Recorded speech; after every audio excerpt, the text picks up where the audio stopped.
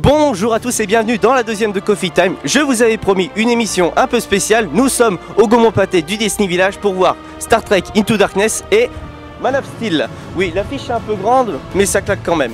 Pour en parler aujourd'hui, je vais appeler mes deux chroniqueurs, Alban et Erwan.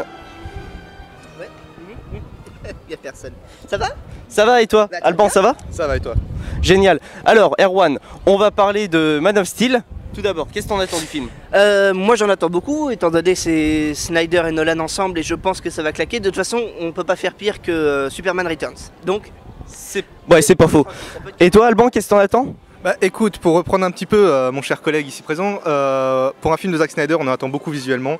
Maintenant, pour ce qui est du scénario, je peux pas trop dire, j'ai pas vu beaucoup de Superman, donc c'est vraiment sur le côté visuel que je vais m'attirer. D'accord, ok. Je sais que t'as aimé le premier Star Trek de Abrams. Qu'est-ce que t'attends du deuxième? Ouais, franchement, sur le deuxième, j'attends un travail plus poussé scénaristiquement et visuellement. Maintenant, c'est un peu demander l'impossible, mais je pense que ce sera faisable. Hein. Vu les critiques récentes, il y a de grandes chances pour que ce soit le cas. Ouais, les critiques sont plutôt bonnes. Et toi, Erwan? eh ben moi j'ai découvert le premier Star Trek au hasard. C'était vraiment une surprise. J'ai vraiment accroché. Moi qui n'étais pas vraiment fan de Star Trek, et j'en attends beaucoup du deuxième, autant visuellement que scénaristiquement. J'adore Abrams et je pense qu'il va nous donner du grand spectacle. Et c'est ça que je demande. D'accord, bah moi aussi je le demande que ça, puisque je suis vraiment fan de Star Trek depuis le début en fait. Donc on se retrouve juste après d'avoir visionné les films. Ciao!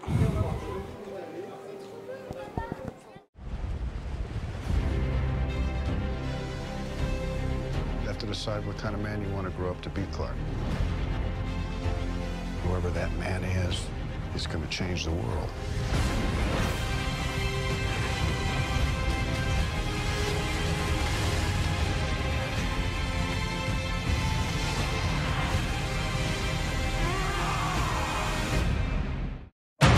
You think your world is safe. It is not. Who the hell are you? I am better. At what? Everything.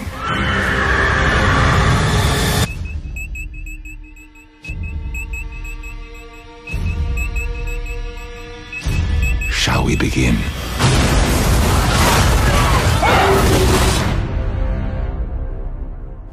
Et nous revoilà pour la deuxième partie de Coffee Time. Moi il y a un peu de vent, hein, donc je suis désolé pour le son, je sais pas comment ça va rendre. Donc alors, ouais c'est pas faux aussi. Mais bon, donc on sort des films Man of Steel et Star Trek Into Darkness. Donc on va parler de Man of Steel tout d'abord. Erwan, qu'est-ce que t'en as pensé? Oui, Man of Steel, parce qu'on en sort là et je vais être assez concis et puis assez méchant en même temps.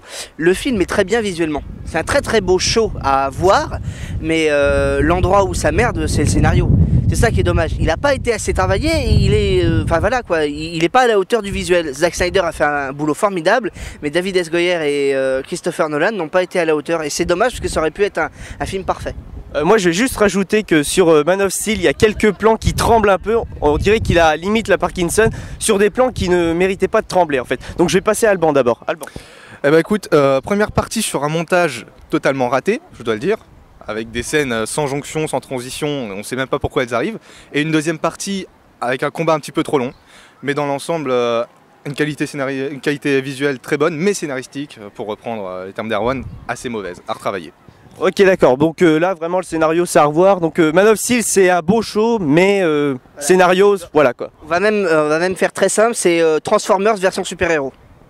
D'accord, ok, ça résume tout. Donc on va parler de Star Trek Into Darkness maintenant. Qu'est-ce que t'en as pensé, Alban? Alors Star Trek Into Darkness est un très bon film qui n'est pas à la hauteur du 1 personnellement, enfin je pense, mais qui visuellement est très bon encore une fois, pour reprendre un petit peu le terme que je disais, et qui scénaristiquement reprend un petit peu le deuxième Star Trek de la version originale, donc qui reste assez dans les bases.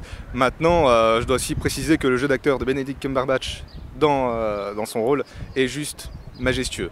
Mais je laisse Erwan en parler un peu. Ouais, je suis d'accord pour le rôle de Benedict. Je vais continuer dans la lancée d'Alban, étant donné que de toute façon le casting est magistral. Il n'y a pas une seule fausse note.